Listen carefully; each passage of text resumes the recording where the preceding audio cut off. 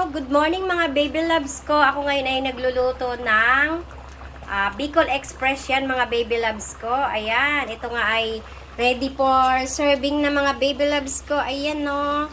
Yan, yummy yummy na to. Yan. Ginisa ko yan sa bawang sibuyas at meron niyang luya. Luya mga baby loves. May sahog na gulay na sitaw at may kamatis yan, paminta, konting tuyo, kalamansi, ay yung mga ingredients ko mga baby loves.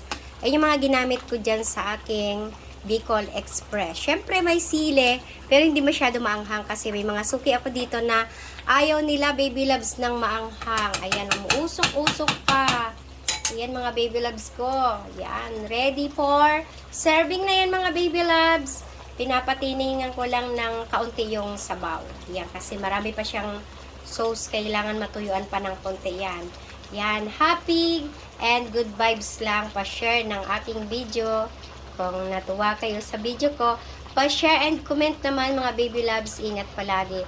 Thank you, bye-bye!